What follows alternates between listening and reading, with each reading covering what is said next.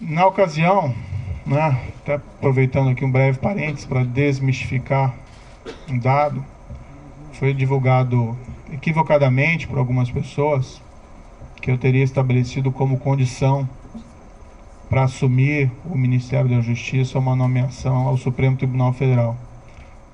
Nunca houve essa condição. Tem uma única condição que eu coloquei,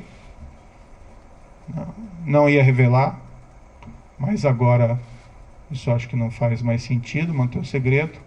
Isso pode ser confirmado tanto pelo presidente como general Heleno. Eu disse que, como eu estava abandonando 22 anos da magistratura, contribuí 22 anos para a Previdência e perdia, né, saindo da magistratura, essa Previdência. Pedi apenas, já que nós íamos ser firmes contra a criminalidade, especialmente a criminalidade organizada, que é muito poderosa, que se algo me acontecesse, né, pedi que a minha família não ficasse desamparada sem uma pensão. E começou a revelar os motivos de sua saída do governo. Houve primeiro um desejo de trocar um superintendente da Polícia Federal do Rio de Janeiro. Sinceramente, não havia nenhum motivo para essa substituição. Mas conversando com o superintendente em questão, ele queria sair do cargo, né, por questões exclusivamente pessoais. Então, nesse cenário, acabamos concordando, eu e o diretor-geral, em promover essa troca com uma substituição técnica, com uma substituição de um indicado pela polícia. E falou que o presidente Jair Bolsonaro quis interferir na Polícia Federal. O grande problema de realizar essa troca, primeiro, haveria uma violação de uma promessa que me foi feita inicialmente, que eu teria carta branca. Em segundo lugar, não haveria uma causa para essa substituição. E estaria claro que estaria havendo ali uma interferência política na Polícia Federal, o que gera um abalo na credibilidade. Não aconteceu durante a Lava Jato, a despeito de todos os problemas de corrupção dos governos anteriores. Houve até um episódio em que foi nomeado um diretor no passado com o intuito de interferência política e não deu certo, ficou pouco mais de 3 meses. A própria instituição, né, rejeitou essa possibilidade. Sérgio Moro também relatou a conversa de ontem no gabinete de Jair Bolsonaro no Palácio do Planalto. Ontem, né, conversei com o presidente, houve essa insistência do presidente. Né, falei ao presidente que seria uma interferência política, ele disse que seria mesmo. Né. Falei que isso teria um impacto para todos, que seria negativo.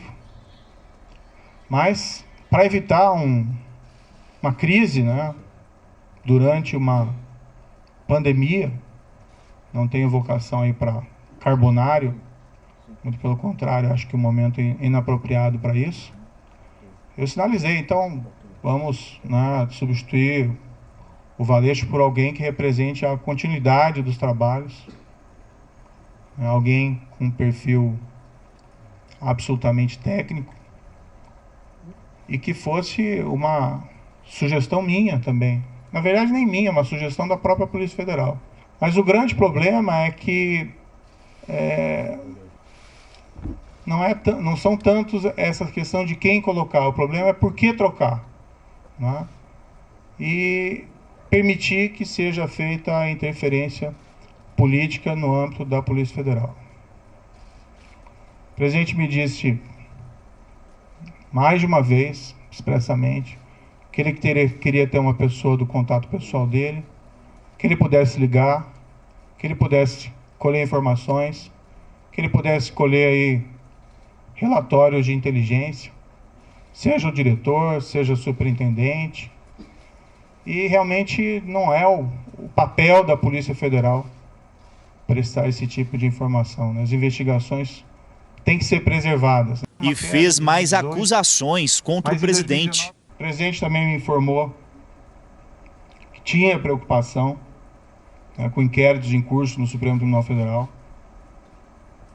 e que a troca também seria oportuna da Polícia Federal por esse motivo. também não é uma razão que justifique a substituição, até algo que gera uma grande preocupação. A exoneração que foi publicada, eu fiquei sabendo pelo Diário Oficial, pela madrugada. Eu não assinei esse decreto. Em nenhum momento isso foi trazido, em nenhum momento o diretor-geral da Polícia Federal apresentou um pedido formal de exoneração. Depois ele me comunicou que ontem à noite recebeu uma ligação dizendo que ia sair exoneração a pedido e se ele concordava, né? Ele disse, como é que eu vou concordar com alguma coisa? Eu vou fazer o quê, né? Se ele já está sujeito à exoneração a pedido ou à exoneração ex officio. Mas o fato é que não existe nenhum pedido que foi feito de maneira formal. Eu, sinceramente, fui surpreendido. Achei que isso foi ofensivo. Vi que depois a SECOM afirmou que houve essa exoneração a pedido, mas isso, de fato, não é verdadeiro. E durante a entrevista à Jovem Pan Fortaleza, o ex-ministro da Justiça, Sérgio Moro, voltou a dizer que foi forçado a sair do governo por não querer interferir na Polícia Federal. Moro disse, abre aspas, fui forçado a sair porque o governo queria que eu fizesse coisa errada, fecha aspas.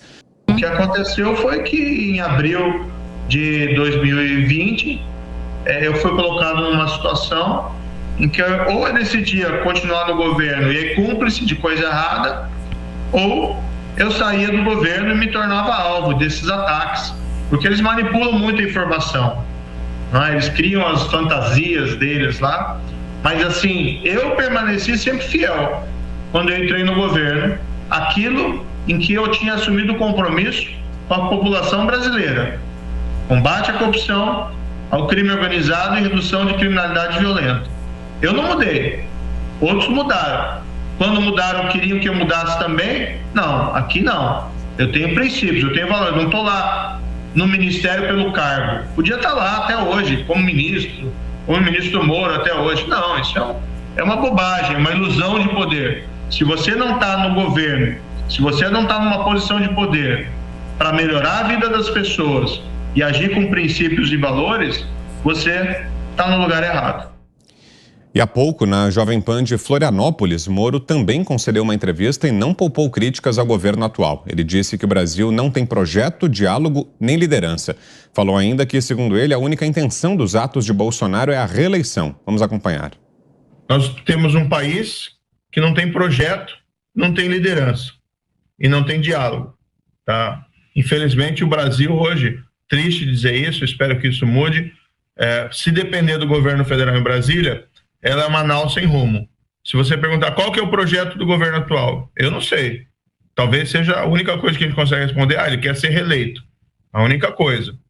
Quando no decorrer do tempo eu vi que meu projeto não tinha como prosperar, que o projeto, ao contrário, estava sendo sabotado, não é um governo que foi eleito dizendo que ia combater a corrupção, que fez o exato oposto, aí eu saí. Podia estar lá como ministro, né?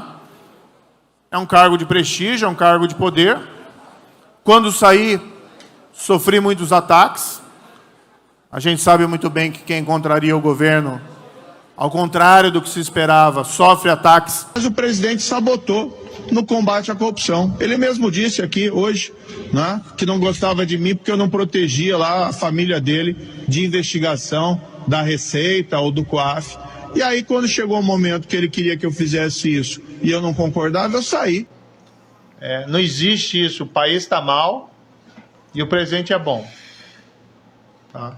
O país está mal porque o presidente é ruim. Então está na conta dele, está na conta do Bolsonaro. Tá? Está na conta do Bolsonaro o desemprego, tá? A inflação, tá? A demora nas vacinas e essa atitude dele maluca de ser contra a vacina, de ser a favor da Covid, sei lá, não dá para entender isso. Está na conta dele o desmantelamento da corrupção e está na conta dele o Lula. O Lula só está voltando porque esse governo é muito ruim. Tá? E as pessoas estão tão desesperadas porque não querem mais o Bolsonaro que estão pensando, vou votar no Lula.